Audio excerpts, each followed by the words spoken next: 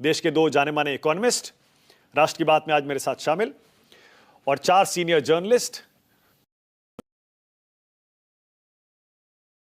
अनंत विजय और पंकज शर्मा। आप सभी का स्वागत। देखिए, ये जो बाद के पॉलिटिकल एनालिस्ट हैं और मैं, हम सब मिलकर इकोनॉमी पढ़ते हैं, सीखते हैं, हम सब स्टूडेंट्स हैं। ठीक है, पंकज शर्मा। ये जो पेडेस्ट्रियन व्यू ऑफ इकोनॉमिक्स है ना, वो कहीं ना कहीं आत्मा हमारी पीठ की ओर झुक जाती है। कहीं ना कहीं हमें ये बताना होता है कि मनमोहन सिंह देश के सबसे बड़े इकोनॉमिस्ट थे, होंगे भाई, लेकिन उनके समय में क्या हुआ इसकी तुलना तो होगी, इसका आकलन भी होगा, ये सारे आंकड़े भी सामने आएंगे कि आपके समय में देश की अर्थव्यवस्था का आकार कितना था, मोदी ने उसको कितना ठीक है, ओके पंकज शर्मा, ऑलराइट। पंकज जी, आपकी बारी है, बोलिए पंकज जी, वाकई स्थिति ज्यादा इतनी खराब है या सिर्फ दिखाई जा रही है राजनीति के लिए? चौपट हो चुकी है।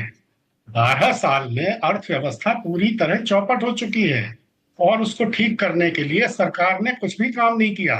अब हमारे मित्रवर कह रहे हैं कि सरकार बहुत बढ़िया काम कर रही है, बहुत ही अद्भुत काम कर रही है, बहुत अद्भुत काम कर रही है, तभी तो दुनिया में सबसे महंगा सिलेंडर आज भारत में है, सबसे ज्यादा महंगाई भारत में है, सबसे ज्यादा बेरोजगारी भारत में है। नरेंद्र भाई मोदी के पहले 67 साल में 14 प्रधानमंत्री और भी हुए, सबको मिला लीजिए, सबको, तो उनके जमाने में भारत का कर्जा था 56 लाख करोड़ रुपए का।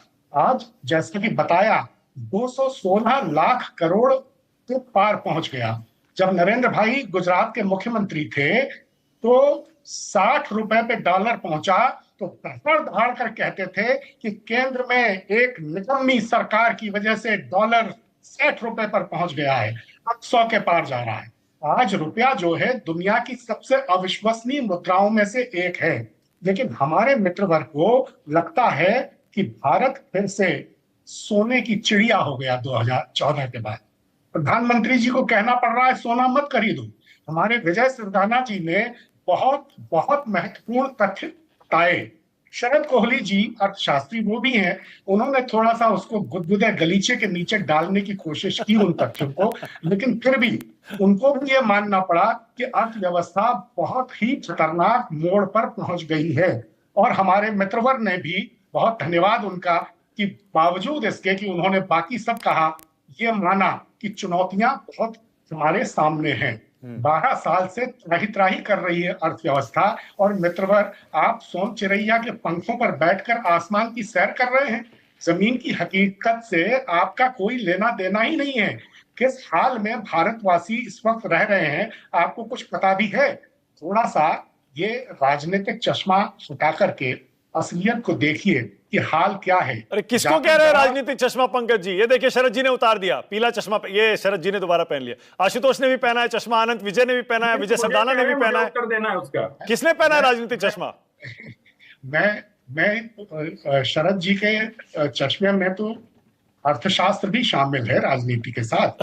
मैं तो उनसे कह रहा हूं जिन्होंने विशुद्ध राजनीति का चश्मा लगा रखा है। किसने? मित्रवर समझ रहे हैं? किसने? मित्रवर समझ रहे हैं, जो कह रहे हैं कि सरकार बहुत बढ़िया काम कर रही है, और चूंकि सरकार हर पंच से, साम दाम दंड भेद से सारे चुनाव जीत रही है, इसलिए ये माना जा रहा है और इसलिए ये विमर्श करा जा रहा है कि जनता का समर्थन उनके साथ है।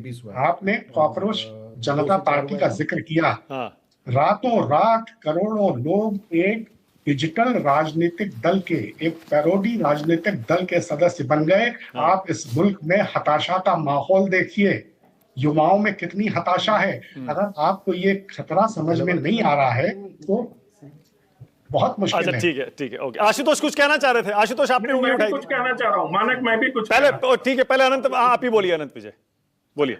मैं सिर्फ ये कह रहा हूं कि मतलब हमारे भी मित्रवर तो नहीं, चलिए सीनियर कहता हूं मैं, जो खुद से ट्विटर पर ये घोषणा करते हैं कि उनकी राजनीतिक प्रतिबद्धता क्या है, वो आज हमें बता रहे हैं कि लोगों से समझिए, अरे चुनाव दर चुनाव हमने देखा है कि आपकी प्रतिबद्धता किस तरफ रही है, आपने किसके लिए बैटिंग की और उसका क्या असर हुआ।